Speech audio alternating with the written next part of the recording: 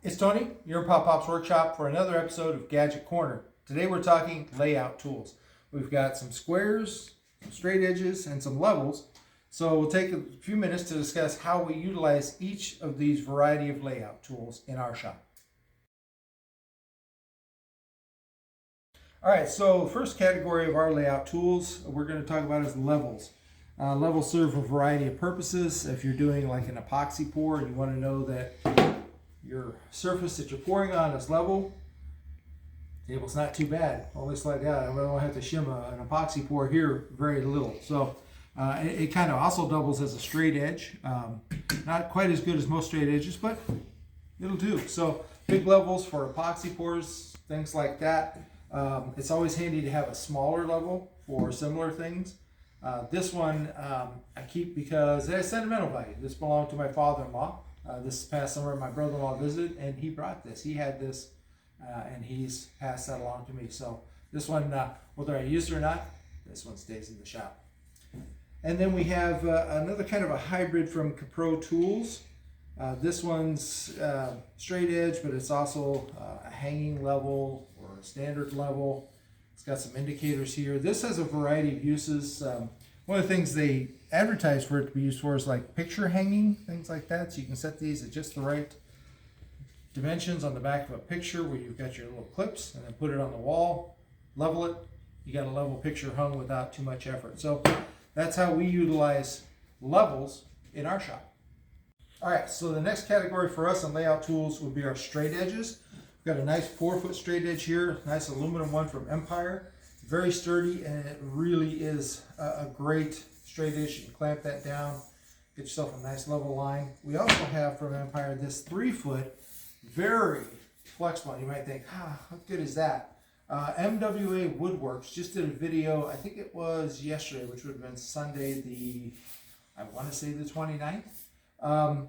And he showed that he could stand this up on a piece of wood, clamp this end, and then by just putting a little pressure there and squeezing the clamps, he could get that to stay and mark any dimensional curve that he wanted to do. So it's very handy that way. If you had, say, put a nail in here and a nail in here, and you want to pull this up and hold it, you could get any variety of curves, pretty steep curves too, with a flexible straight edge. So highly recommend you have a nice solid firm straight edge like this 4-footer and a flexible one like this 3-footer in the shop, and you can do a lot of layout with those two specific tools. All right, so our final category today is going to be squares. Now, one exception to that is this framing square, which could also double as a straight edge. So you've got your 16-inch leg here, your 24-inch leg there, so you've got a couple different layout edges there.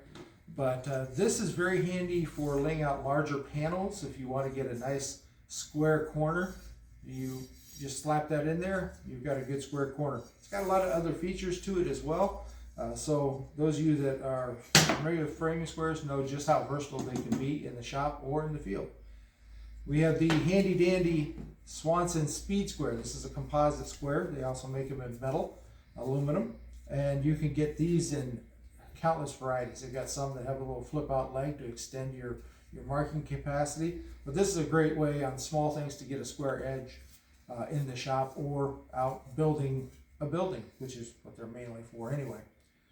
But here in the shop, this is one of the favorite things. This goes in my pouch and I keep this. This is a little 6-inch double square, so it'll just adjust that out there.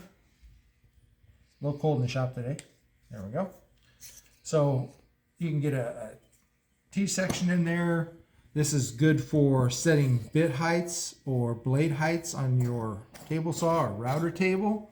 It's also great if I want to set the fence to a certain edge away from something. So square it up in a corner, use it for setting tools, setting bits, blade height. The double square is indispensable. Every woodworker should have one in their shop apron. Don't leave home without it, kind of thing, right? So those are squares. That's our last category in this layout tools. All right, so those are the layout tools we have in our shop. You may have more, you may have less. In my estimation, these are the three categories you really need to have an effective shop.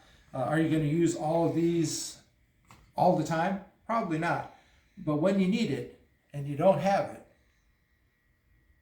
that's very frustrating. So some of them sentimental, some of them useful in rough construction, maybe not as useful in the shop, and then some of them indispensable in the woodworking kit.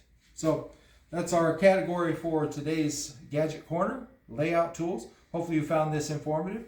We appreciate that you've taken the time to watch this video. We truly are grateful for all the time you spend with us, and we hope you're having a great day in the shop.